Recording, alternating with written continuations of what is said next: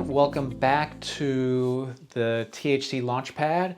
And in fact, this is, this is when we're bringing that rocket ship in for a landing because this is our concluding episode. We've had, I don't even know how many episodes we've been through, but to any of you that have watched all these videos all the way through, I congratulate you. If you're just catching this one out of order and you're starting with the conclusion for some reason, this may not be a bad place to start because I'm going to be summarizing, the main takeaways, the most important takeaways that hopefully people have picked up on all the way through this series. The number one thing I hope that you have taken away from watching this series is this. There's been 2 or 3 individual videos just on this topic, and I've been hitting it over and over again through the other videos. Branding is your most important investment. Your brand is the face of your company. It is your logo, your website, the way you appear in all of your customer-facing touch points, including, the design, the architecture, and the interior design of your dispensary, or anything where you are coming into contact, whether it's print, media, in person. Your brand is how you are representing yourself to your audience. And when you put it that way, it should be obvious, wow, that's really important. Because as they always say, you only get one chance to make a first impression.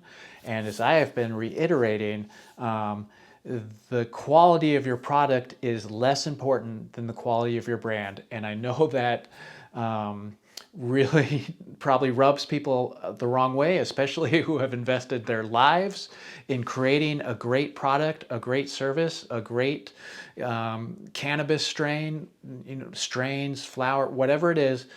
You don't like to hear that the branding is more important than the quality, but if you look at any study that's looking at these things, the research over and over again is emphasizing this very thing.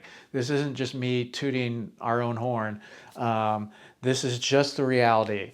And just look at the beer aisle in the grocery store, or in some states, the liquor store. And the best-selling beers tend to be among the worst of them, right? But because it's marketing, and you can get away with an inferior product with superior branding.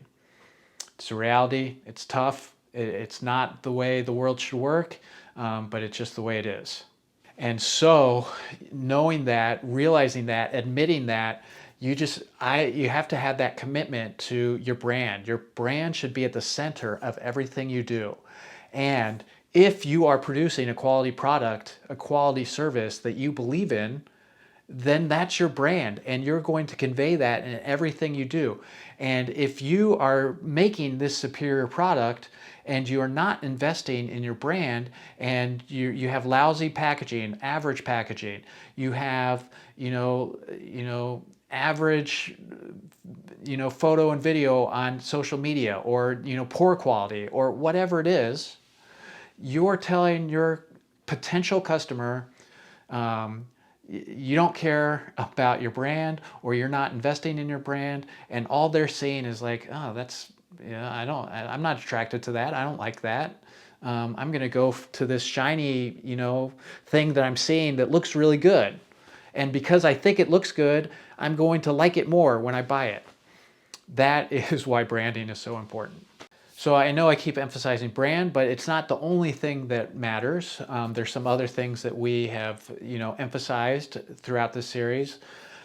Number 2 is, before you go spending any money, do your homework. Do your homework in 2 ways. Do your homework about the type of marketing that you are interested in doing. If you're looking to do social media, look at, social media. What are people already doing? What are people having success with? What are the challenges that you face because you're a cannabis business? And what's going to work and what's going to not? And make sure that you have a good understanding of the parameters of whatever it is, social media, or any of the other things that we're talking about, before you go out looking for someone to do it for you. Because if you don't know anything, you're going to be very susceptible to the salesperson that is like convincing you and, oh, that sounds good, right? Oh, yeah, that sounds exactly, you're telling me exactly what I want to hear. You're making that emotional connection. And then you end up wasting your money because you didn't do your homework and you didn't really understand what you were getting into. The other area of do your homework that's equally important is when you're considering hiring someone to do this, whether it's if you're hiring someone to be your marketing person, you're probably going to interview a bunch of people. You're going to consider their resume. You're going to perhaps, hopefully, check on some references. You're going to go through a process to make sure you're getting the best person.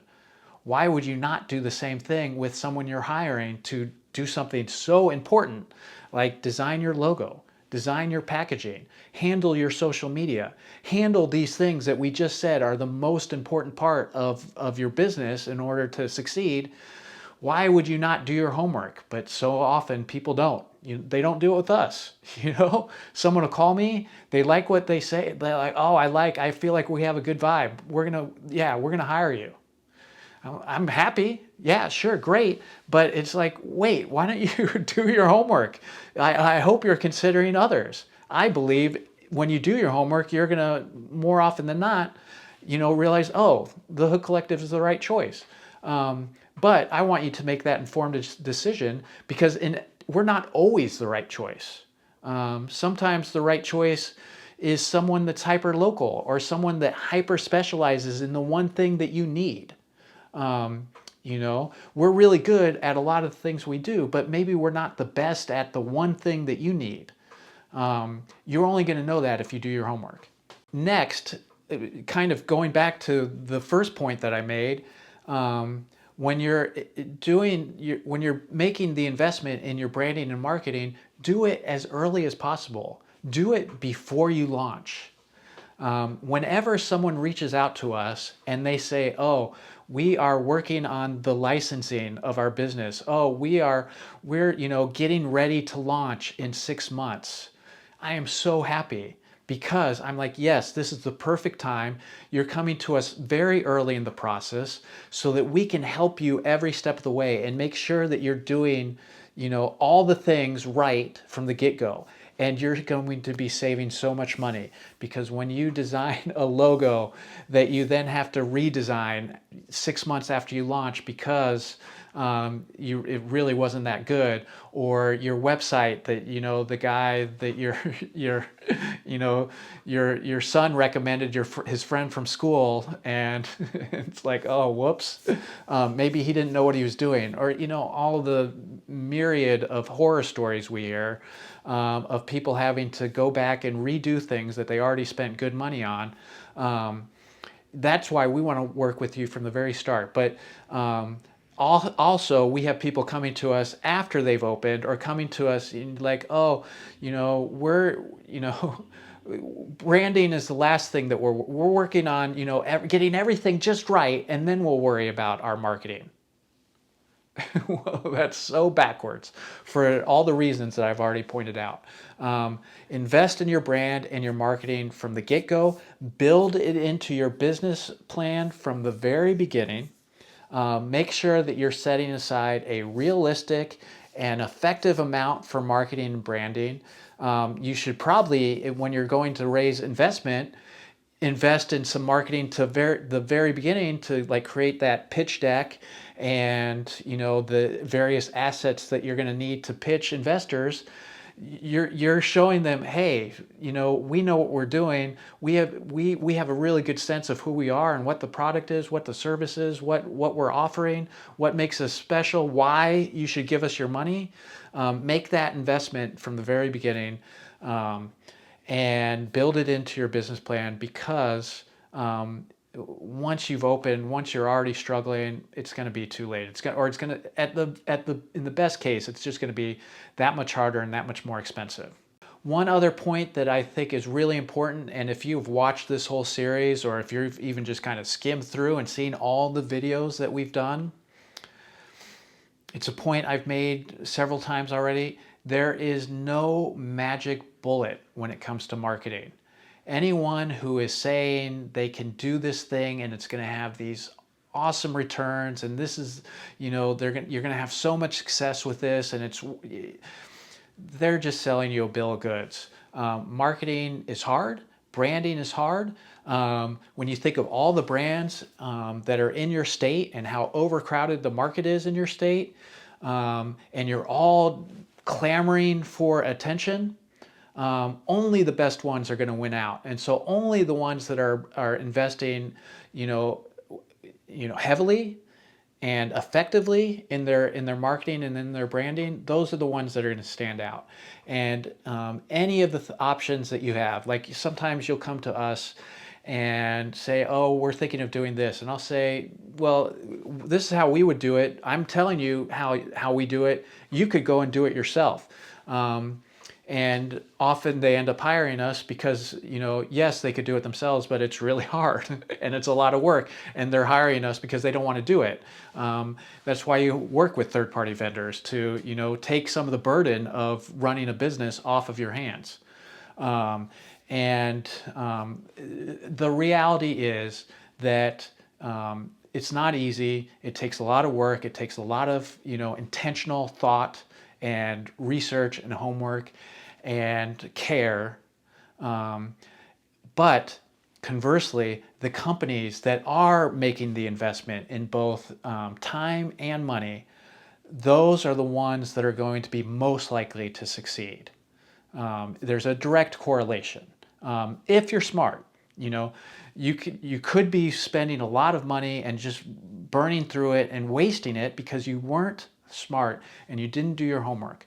But those of you who go about it in the right way, you're going to have so much better chance of succeeding. And the very last thing that I want to talk about in this concluding video, and once again, I appreciate everyone who has been with us through all these videos. The most important thing when it comes to marketing and branding is think about your company from the perspective of your customer. Put yourself in their shoes. What is it that they want to hear? What is it that is important to them? And not, this is, I can't emphasize the not what is it that you want them to know, right? In an ideal world, what you want them to know and what they want to know lines up. But we don't live in an ideal world, and often there's a disconnect. And so you have to come at it from their perspective, not from yours. That's really important. And the final point that I want to make in all these videos is I think it's such a, important one of where we are in the industry and how there is a huge disconnect between the people in the industry and the people, our customers, consumers out there in the world, and how they're thinking about cannabis and how we think and know what we know about cannabis. And this can be summed up in two numbers, the cost and THC level. We all know that when someone walks into the dispensary, more often than not, they only care about those two numbers. And obviously price is always going to be a consideration. It's true of every industry. That's just the way of the world. And some people are going to be competing on the lowest price possible. And some people are going to be competing on, oh, we want to give you something premium, something more, something better. It's going to cost a little bit more, but what you're going to get in return makes it worth it. So you're going to be in either one of those areas. That's just the way it is. But there's this other aspect that's, I think, just killing the industry right now, and it's the THC levels. It's got everything out of whack. People are going in and they think that, the higher the number, the better the high. We all know it's not true. We all know it's so much more complicated than that. Yet, what are dispensaries doing?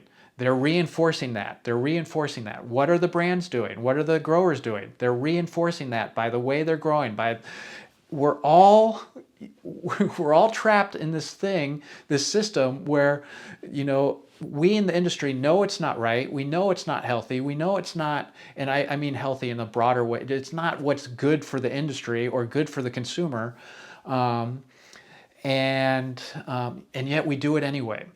And so this is kind of the last point I want to make, and we're probably going to do a breakout video on this because I feel like we as an industry are failing the consumer, because we all know this information, um, this way of doing it, this system that we've put in place and keep reinforcing and perpetuating is not good. It's not healthy, and yet we just all are going along with it because we're just all trying to survive. I firmly believe that the brands, the brands that lean into education in the next few years are going to be the winners in the long run. The brands that are saying, hey, we're going to invest in making sure that our customers know what the truth is, and we're going to put our money and our time where our mouth is, and we're going to do the right thing. We're going to say, hey, this is what's right. And we're going to educate the bud tenders, we're going to educate the consumer, and we're going to make sure that everything about our brand is reinforcing the truth of, and obviously I know it's complicated and there's a lot of research still to be done, but there's a lot of research that we already know. We already know that THC number isn't the end all be all. We need to be lobbying the state legislatures that are making these laws, that are helping to perpetuate these THC level numbers. And we need to, break out of this, very harmful and old-fashioned mindset. And so, like, I firmly believe that when you start this journey on branding and marketing, if you put your customer at the forefront and you say, I know that you think you want to be hearing this, you think that the most important thing is that number, but I know that you're wrong, and I'm gonna come at you by like, hey, there's this other alternative information that is going to make you happier. You don't realize it yet, but if you just take a minute and allow us to educate you, and people want to know, then they're going to have that connection with your brand and your company because you have taught them the truth, and they're going to start to have a better experience with cannabis, and they're going to be along for the ride with you. Most of you that are listening, you know what I'm saying. You're probably equally, if not more, passionate about it than I am, and so I think that this is the future of the industry, and those brands that really latch onto it are going to be among the winners. Okay, end of rant. I'm going to now step off of my soapbox. I just want to say to all the people that have been, on this journey, with us, whether it was one video, a short, a clip, or the whole way through, or anywhere in between, I appreciate you for watching. I appreciate those who've left comments, that have hit the like button, that are subscribers to our channel. I really appreciate it, and we have a lot of exciting content. Even though this series is ending, we have a lot more content in the works for 2025. So please, if you haven't subscribed yet, please do, and stay tuned for more great content. If you have any questions, you can hit us up in the comments. You can find my contact information on the website. You can leave a message on the website. We're very accessible. I would love to meet with you and discuss your business and see how we might be able to work together. Thank you for tuning in, and hopefully I'll see you again soon.